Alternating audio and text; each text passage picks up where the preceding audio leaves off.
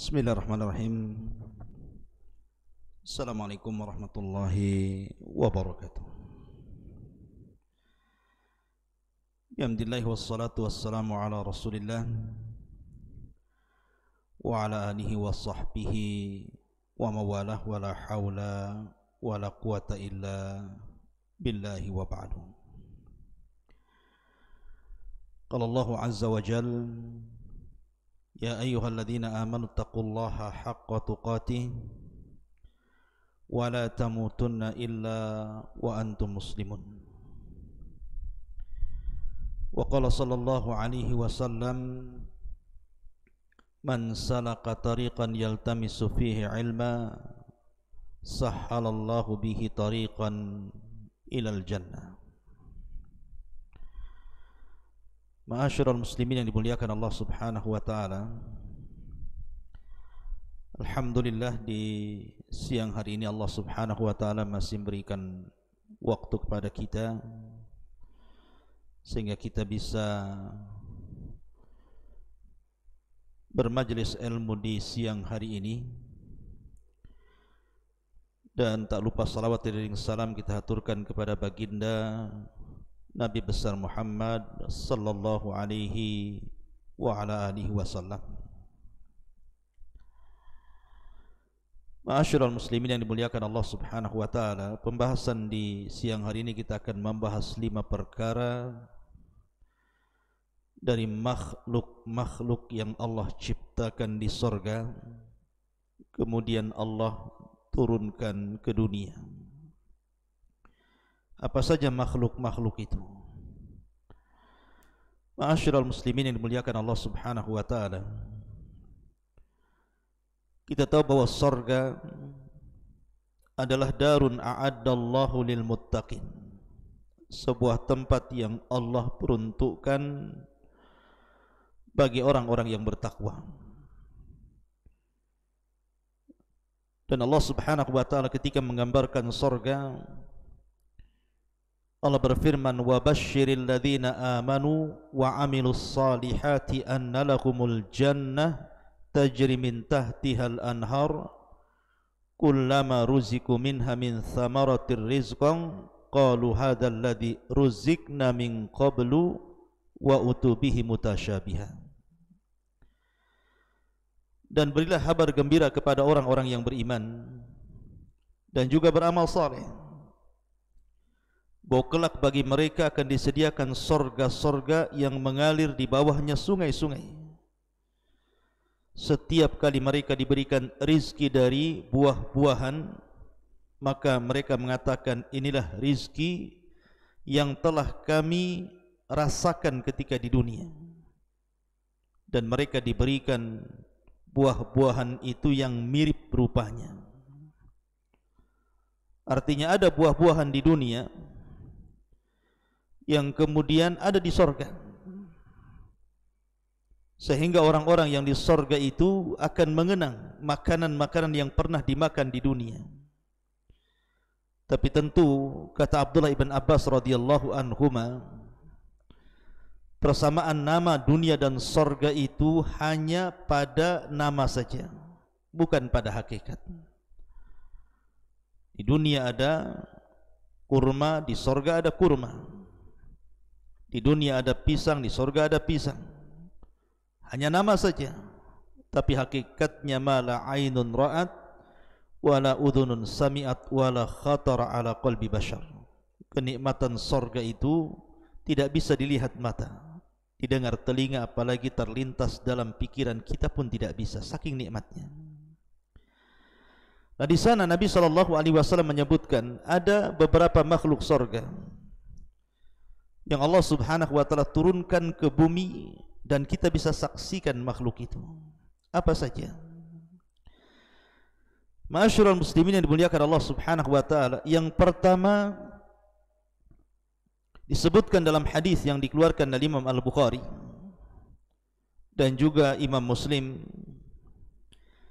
dari Anas bin Malik radhiyallahu an, qala Rasulullah sallallahu alaihi wasallam, rufi'at li as-sidratu fa idza arba'atu anharin nahrani zahirani wa nahrani batinan.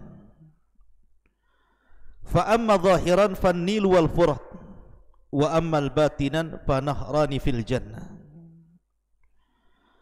Kata Nabi sallallahu alaihi wasallam, ketika diperlihatkan kepadaku atau ketika aku diangkat ke Sidratil Muntaha, maka tiba-tiba aku diperlihatkan 4 sungai, yang 2 sungai yang tampak dan yang 2-nya lagi tidak tampak. Adapun yang tampak adalah sungai Nil, ini yang pertama, dan yang kedua sungai Furat ataupun Efrat.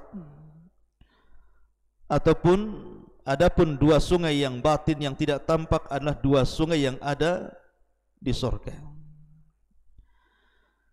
Ma'asyiral muslimin yang dimuliakan Allah Azza wa Jalla, dalam hadis Muslim ada tambahan, wal Furat wan Nail kullun min anharil jannah.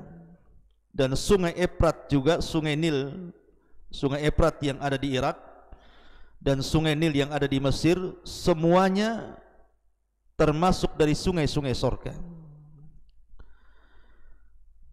Disebutkan oleh para ulama bahwa yang dimaksud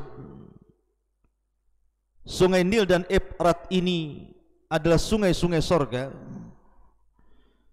Kata para ulama, la'allal muradu min kauni hadhil anhari minal jannati anna aslaha minha kama anna aslal insan minal jannah. Bahwa boleh jadi maksud Nabi sallallahu alaihi wasallam keberadaan sungai-sungai surga yang kemudian ke bumi ini, maksudnya asalnya dari surga. Sama dengan manusia juga asalnya dari surga. Adam alaihi salatu wassalam pernah hidup di surga. Allah subhanahu wa ta'ala berfirman, uskun anta wa zawjukal jannah. Masuklah engkau wahai Adam dan juga bawa pasanganmu Hawa ke dalam surga. Maka Adam pernah menetap di surga dan merasakan kenikmatan yang luar biasa, tetapi karena dosa yang dilakukannya, Adam alaihi salatu wassalam akhirnya kemudian dikeluarkan dari surga.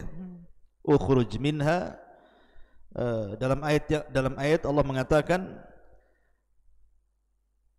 dalam surah Al-Baqarah, Allah subhanahu wa ta'ala berfirman tentang masalah Adam dan Hawa yang dikeluarkan dari surga. Allah mengatakan, ihbitu minha, turunlah kalian semua dari surga. Ma'asyiral muslimin yang dimuliakan Allah subhanahu wa ta'ala, jadi sungai Efrat yang pertama dan juga sungai Nil boleh jadi asalnya dari surga, dulunya dari surga, kemudian dialirkan ke dunia. Dan itu sebagaimana pendapat Al-Imam An-Nawawi rahimahullahu ta'ala. Ma'asyiral muslimin yang dimuliakan Allah Azza wa Jalla, adapun yang dimaksud 2 sungai yang batin yang ada di surga, tentu yang dimaksud adalah Al-Kautsar, yang Allah subhanahu wa ta'ala firmankan, inna a'tayna kal kautsar. Ini yang pertama. Dan yang kedua, sungai Efrat dan juga sungai Nil. Kemudian yang ketiga, maqam Ibrahim. Maqam Ibrahim artinya tempat berpijaknya kedua telapak kaki Ibrahim alaihi salatu wassalam. Dan itu disebutkan dalam hadis Nabi sallallahu alaihi wasallam dari Abdullah ibn Amr radhiyallahu anhuma. Dia mengatakan, sami'tu Rasulullah sallallahu alaihi wasallam yaqul, inna ruknan wal maqama yaqutatani min yaqutil jannah. Sesungguhnya rukna itu maksudnya Hajar Aswad, dan juga maqam, keduanya adalah mutiara dari mutiara-mutiara surga. Tamasallahu nurahuma, Allah subhanahu wa ta'ala padamkan cahaya keduanya. Walau lam yatmis nurahuma la adha'ata ma bainal masyriqi wal maghrib. Kalaulah Allah subhanahu wa ta'ala tidak hilangkan cahaya dari Hajar Aswad dan makam Ibrahim, tentu dari ujung barat dan timur akan terang benderang. cahayanya akan meliputi ujung timur dan juga ujung barat. Makam Ibrahim ada yang mengatakan dahulunya adalah menyatu dengan Ka'bah. Dan subhanallah, di masa jahiliyah ketika orang-orang menyembah berhala dan berhala ditengger-tenggerkan di sekitar Ka'bah, Allah takdirkan tidak ada satupun orang-orang jahiliyah yang menyembah makam Ibrahim. Padahal makam Ibrahim itu ada melekat di Ka'bah. Tentu ini ada hikmah, karena kalau seandainya makam Ibrahim sempat disembah oleh orang-orang jahiliyah, kemudian sekarang jadikan sunnah tawaf orang salat di belakang makam Ibrahim, tentu orang-orang akan mengatakan, lihat, Islam persis dengan jahiliyah menyembah berhala. Tapi Allah sucikan benda itu sehingga tidak ada orang-orang jahiliyah yang menyembah makam Ibrahim. Mereka hanya menyembah berhala yang bertengger di sekitarnya saja. Nah, di zaman ketika Umar bin Khattab radhiyallahu an tawaf bersama Nabi SAW, maka Umar bin Khattab kemudian meminta kepada Rasul, bagaimana kalau seandainya makam Ibrahim kita geser saja sedikit dari Ka'bah dan kita jadikan tempat solat bagi orang-orang yang tawaf. Akhirnya kemudian ucapan Umar bin Khattab radhiyallahu an menurunkan wahyu, wattakhidhu min maqami Ibrahim musalla, sehingga makam Ibrahim itu menjadi tempat salat sunnah di belakangnya bagi orang-orang yang melaksanakan tawaf di Ka'bah. Lah, makam Ibrahim maksudnya mutiara yang terdapat pijakan kaki Nabiullah Ibrahim alaihi salatu wassalam itu asalnya dari surga. Kemudian juga yang keempat, Al-Hajarul Aswad. Nabi SAW bersabda dalam hadis Abdullah bin Abbas radhiyallahu anhuma, kata Nabi SAW, nazal al-hajarul aswadu minal jannah wa huwa ashaddu bayadan minal labani fasawadathu khataya bani Adam. Allah Subhanahu wa taala menurunkan hajar aswad dari sorga. Dulunya hajar aswad ini jauh lebih putih warnanya dibandingkan susu, tapi menjadi hitam karena dosa Bani Adam. Abdullah bin Amr radhiyallahu an mengatakan, Al-hajarul aswadu min hijaratil jannah. Sesungguhnya hajar aswad itu adalah batu dari batu-batu surga. Dari sini menunjukkan bahwa hajar aswad itu dari surga asalnya. Dulunya berwarna putih tetapi menjadi hitam karena dosa yang dilakukan oleh Bani Adam, terutama kesyirikan di zaman jahiliyah kala itu. Ma'asyiral muslimin yang dimuliakan Allah Subhanahu wa taala. Kemudian juga di antara makhluk yang dulunya di surga adalah tamar, kurma ajwa. Dan itu disebutkan dalam hadis kata Nabi sallallahu alaihi wasallam, man tusbihu bi sab'i tamaratin lan yusibahu hasadun wala sihrun. Wa fi riwayatin al ajwatu minal jannati wa fiha shifaa'un minas sammi. Wa fiha shifaa'un minas summi. Barang siapa yang di pagi hari seseorang memakan 7 butir daripada kurma ajwa, maka tidak akan tertimpa padanya hasad dan juga sihir. Dan riwayat ajwa itu dari sorga, padanya terdapat obat dari racun. Ini di antara 5 perkara yang disebutkan oleh para ulama tentang makhluk-makhluk sorga yang ada di bumi. Pertama sungai Efrat, yang kedua sungai Nil, yang ketiga makam Ibrahim, yang keempat hajar aswad, dan yang kelima korma ajwa. Ada yang mengatakan bahwa tongkat Nabi Musa juga dari sorga. Kemudian juga Raudhatus Syarifah, tempat di mana seseorang berdoa di situ sangat mustajab, antara raudhah dan juga pintu masuk kamar Nabi sallallahu alaihi wasallam. Sebagaimana Nabi sallallahu alaihi wasallam mengatakan, ma baina baiti wa mimbari raudhatun min riyadil jannah. Antara rumahku dan juga mimbarku terdapat taman dari taman-taman surga.